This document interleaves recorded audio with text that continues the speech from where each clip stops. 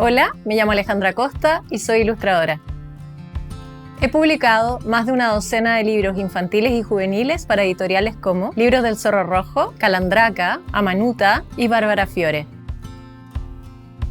La ilustración me conecta con la belleza de lo cotidiano y me estimula a crear mi propio imaginario visual.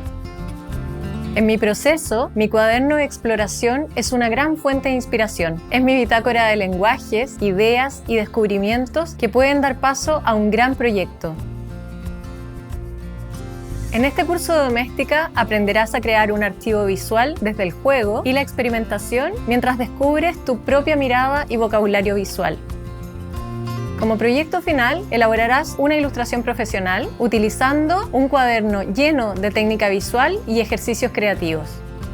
Primero, veremos los materiales a utilizar y 3 formas básicas de dibujo y sus posibilidades. Te enseñaré a trabajar la mancha como un recurso visual poderoso. Entonces, nos pondremos a experimentar y realizaremos una serie de ejercicios para desbloquear la creatividad. Crearemos una serie de personajes a partir de las letras del alfabeto.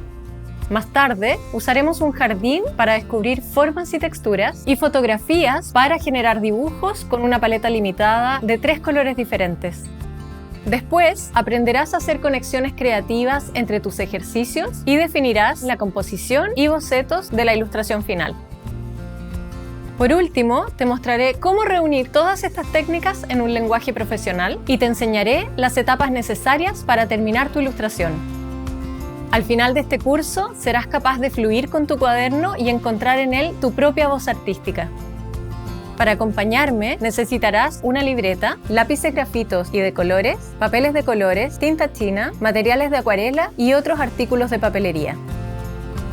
Descubre las posibilidades ocultas de una hoja en blanco y transforma tu cuaderno en una herramienta creativa.